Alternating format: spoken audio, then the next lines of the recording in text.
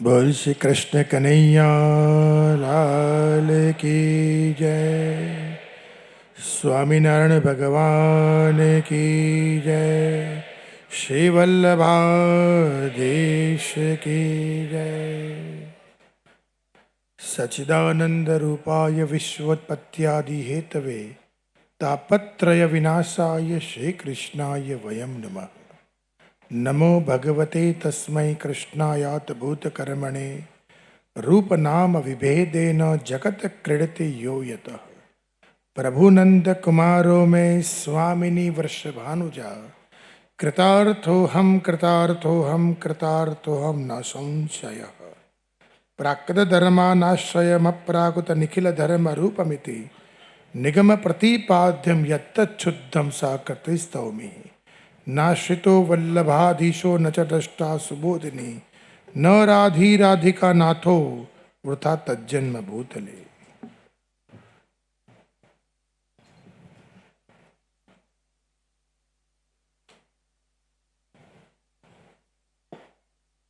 पंचामृत महोत्सव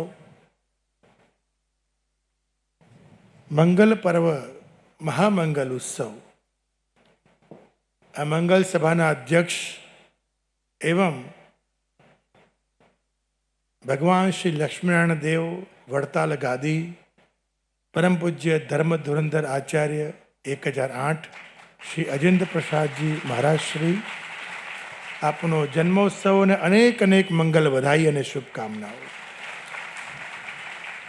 अमृत महोत्सव ने अनेक अनेक बधाई आपू छूं एवं परम प्रिय आदरणीय धर्म धुरंधर पूज्य भावी आचार्य खूब ज प्रेमाळ खूब ज उदार सर्वेने साथे मळीने मित्र भाव प्रगट करनारा एवा श्री लालजी महाराज श्री नुगेन्द्र प्रसाद जी महाराज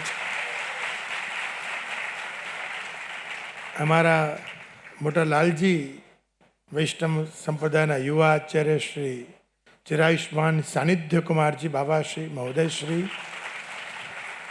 एवं वलताल गादीना बाल आचार्य अने बाळ कुमारों खूब सुंदर रीते तैयार करनार बने महानुभाव बाल आचार्यश्रीओ उपस्थित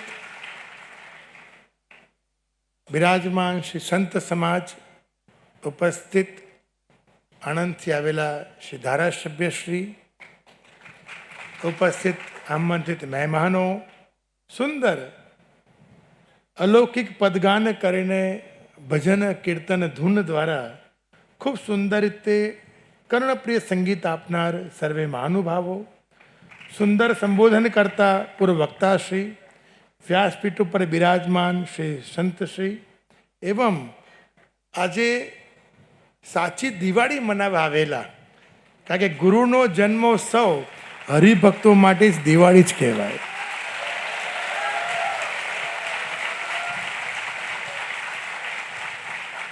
हमारे त्या एक भजन करता बहुत सुंदर गायु है गोकुल में आज दिवाળી प्रगट थे वनमाड़ी।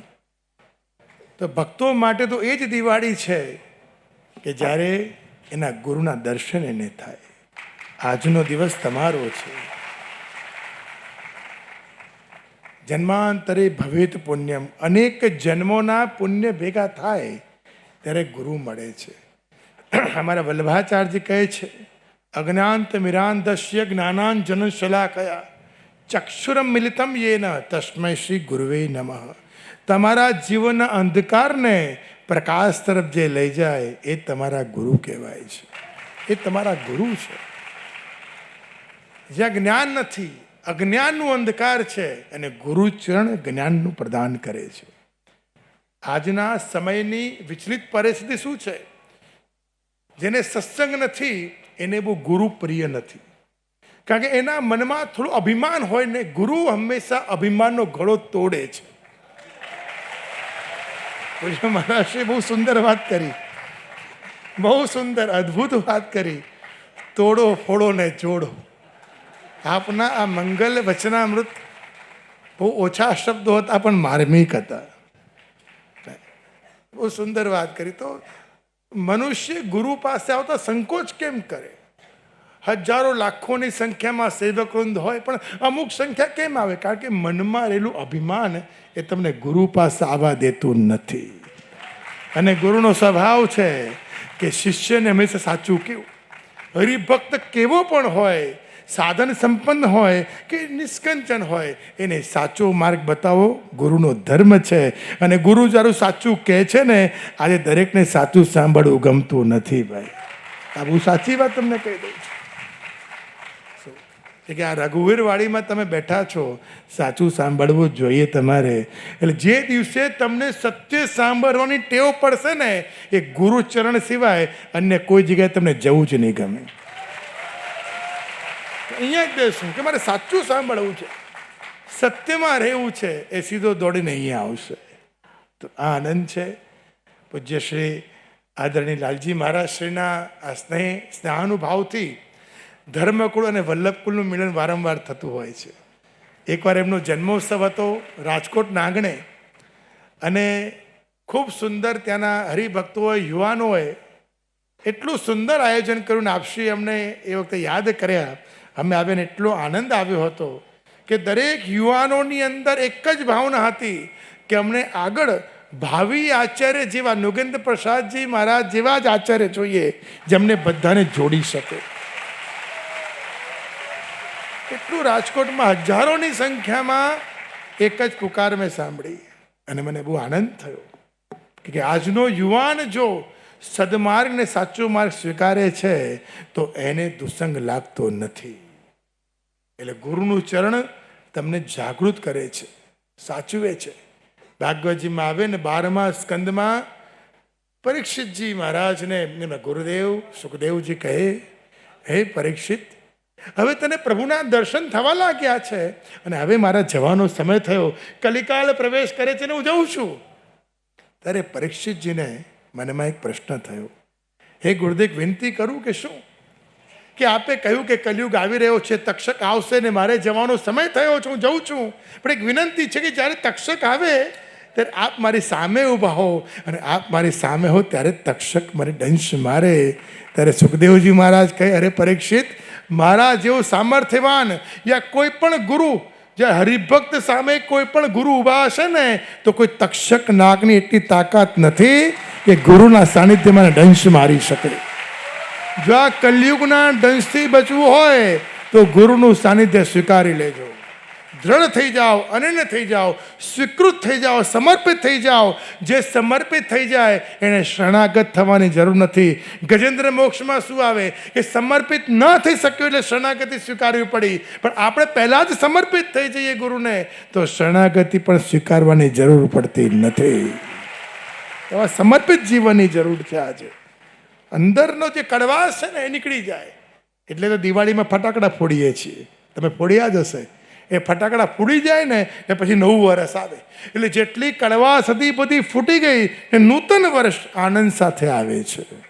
તો અહીંયા આવ્યા છો, જીવનની બધી કડવાશને દૂર કરી દો અને આનંદ સાથે જાઓ, પ્રસન્નતા સાથે જાઓ.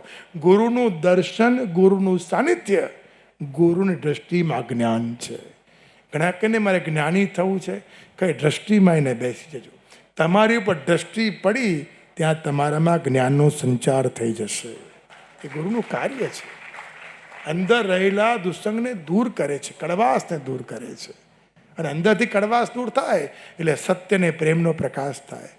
ગામડાનો પ્રસંગ આવે છે ને કે બે શ્વાન, બે કૂતરા ઝઘડતા ઝઘડતા ગામમાં આવી ગયા. હવે ગામમાં એક જ કૂવો અને બધા જ ભક્તો એનું પાણી પીએ, ગામના લોકો. પણ કૂતરા ઝઘડતા ઝઘડતા કૂવામાં પડી ગયા અને મરી ગયા. હવે ગામના લોકો તમારા જેવા ભોળા ને સીધા હતા. એમને ચિંતા હતી કે હવે શું થશે અમારું, હવે અમે પાણી કેવી રીતે પીશું, ગામમાં એક જ કૂવો છે. તો જે રાહદારી નીકળે ને પૂછે કે હવે અમે શું કરીએ? તેણે કીધું એક કામ કરો, ગંગાજળ નાખો એટલે પવિત્ર થઈ જાય. ગંગાજળ નાખ્યું, 2 દિવસ દુર્ગંધ ગઈ અને ફરી વાસ આવવા લાગી. ફરી ગામના લોકોને ચિંતા થઈ કે હવે શું કરીએ? ફરી રાહગીર નીકળ્યા, કીધું અત્તર નાખો, ગુલાબ જલને અત્તર નાખશો એટલે સુગંધ આવશે, ગંધ જતી રહેશે. ગુલાબ જલ અને અત્તર ખૂબ નાખ્યું, સુગંધી નાખી. 2 દિવસ ફરી સુગંધ આવી, ફરી વાસ આવવા લાગી. ગામના લોકોને ફરી ચિંતા થઈ. કોઈએ કહ્યું યજ્ઞ કરાવો. મોટો યજ્ઞ કરશો એટલે ફરી વાસ જતી રહેશે ને પવિત્રતા થઈ જશે. સારું, યજ્ઞ કરાવ્યો, 2 દિવસ સુગંધ આવી, ફરી વાસ લાગી. ત્યારે ગામના લોકો ગુરુ પાસે આવ્યા કે ગુરુદેવ અમારું રક્ષણ કરો, શું કરીએ, ગામમાં એક જ કૂવો છે પાણી પીવા માટે. ગુરુએ કીધું, ભાઈ ગમે તેને પૂછ્યા કરતા સીધો મારી પાસે આવ્યો તો સાચું તને કહેત કે કોઈ બી વસ્તુ ઉપર નાખવાથી એ શુદ્ધ થાય નહીં, પણ જે બગાડ અંદર પડ્યો છે એને કાઢવાથી શુદ્ધિકરણ થાય. ગમે તેને પૂછીશું તો અવળા માર્ગે જઈશું. જીવનનો સૌથી મોટી ભગવાનની કૃપા એ થઈ કે તમને સદમાર્ગ મળ્યો, ગુરુચરણ મળ્યા. કે ભગવાનનું ઋણ, માતા પિતાનું ઋણ અને ગુરુનું ઋણ ક્યારેય કોઈ ચૂકવી શકતું નથી. બસ એની શરણાગતિ, એનું સમર્પણ, એનું સાનિધ્ય મળે એટલે ઋણ ચૂકવાય છે. આજના મંગલ દિવસે અમૃત મહોત્સવ, હરક મહોત્સવ, 75 વર્ષ પૂજ્ય મહારાજ શ્રી આ ગાદી ઉપર પ્રવૃત્ત રહીને આ બધાને સત્ય માર્ગ બતાવીને પરિપૂર્ણ કર્યા છે. તો 75મો વર્ષ ઉજવાઈ રહ્યો છે ને તમારી એમાં હાજરી એ સોનામાં સુગંધ. તમે ભાગ્યશાળી છો કે ગુરુના મંગલ અમૃત મહોત્સવમાં તમે ઉપસ્થિત થયા છો. તો આ મંગલ નૂતન વર્ષ અને અમૃત મહોત્સવ, પંચામૃત મહોત્સવને અનેક અનેક ઉત્સવનું આ સૌભાગ્યનું દર્શન થયું. આજે સુંદર વિમોચન થયું. શ્રી લાલીબાજી દ્વારા ઘનશ્યામ લીલા, શ્રી ઘનશ્યામ લીલા ચરિત્રનું વિમોચન કરવામાં આવ્યું. એની અનેક અનેક વધાઈ. આ બધા શ્રવણ કરજો. નિત્ય શ્રવણ કરવાથી ભગવત નામ સંકીર્તન, નિત્ય શ્રવણ કરવાથી મનમાં આવેલા અનેક ચિંતાઓ દૂર થાય છે. તો નિત્ય શ્રવણ કરવાની મારી તો અપીલ છે આપ સર્વેને. તો આ મંગલ દિવસે પૂજ્ય આપની શ્રી લાલજી મહારાજશ્રીની આત્મીયતા, નોગેન્દ્ર પ્રસાદજીનો પ્રેમ કે જે અમને અહીંયા સુધી ખેંચી લાવ્યો, આપના દ્વારા તૈયાર કરેલા એવા યુવાન ભક્તો, હરિભક્તો જેટલા પ્રેમથી, ઉત્સાહથી અમને અહીંયા સુધી લઈને આવ્યા, એ બધાનો હૃદયપૂર્વક આભાર માનું છું, અભિનંદન કરું છું કે આ મંગલ મહોત્સવમાં અમે અને અમારા પૂજ્ય શ્રી લાલજી પધાર્યા છીએ. અમને અત્યંત આનંદ થયો આપ સર્વના દર્શન કરીને. કારણ કે ભક્ત છે ને, જો આ યમુનાજીનો ઘાટ છે ને, તમે યમુનાજીની લહેરમાં છો. એમે ગુરુ લહેરમાં હોતો નથી, શિષ્ય જ લહેરમાં હોય છે. કોઈ પણ ગાદીના કોઈ પણ ગુરુને પૂછી આવો કે મહારાજશ્રી અમે તો લહેરમાં છીએ, તમે? ત્યારે મહારાજશ્રી કહેશે, ભાઈ તું લહેરમાં એટલા માટે છે કે તારા કરેલા કર્મો અમે ભોગવી રહ્યા છીએ. ભાઈ તારું બધું અમે લઈ લીધું છે એટલે તું લહેરમાં રહે છે. ભાઈ એટલે અમે ઘાટ ઉપર છીએ ને તમે યમુનાજીની લહેરમાં છો. સદા લહેરમાં રહેજો. કે એવું થળ, એવા ગુરુના ચરણ તમે પકડ્યા છે કે તમને સદા લહેર જ રહે. ભાઈ એટલે વધારે ના કહેતા હૃદયપૂર્વક અભિનંદન, શુભકામના. મંગલ મહોત્સવની ખૂબ સફળતા પ્રાપ્ત અને વર્ષો વર્ષ આવા ઉત્સવ ઉજવાય અને સત્યનો પ્રકાશ ચારે બાજુ ફેલાય. અને પૂજ્ય મહારાજશ્રીએ કહ્યું કે હવે તમારું એક જ લક્ષ્ય છે. પૂજ્ય મહારાજશ્રીનું લક્ષ્ય ઠાકોરજી જલ્દી, ભગવાન શ્રી જલ્દી પરિપૂર્ણ કરે, એ જ પ્રભુ ચરણમાં મંગલ પ્રાર્થના સાથે સર્વના આભાર સાથે મારી વાણીને અહીંયા જ આપના ચરણોમાં વિરામ આપીએ. બોલ શ્રી કૃષ્ણ કનૈયા લાલ કી જય. પૂજ્યપાદ વૈષ્ણવ મહારાજ શ્રીને જોરદાર તાલીના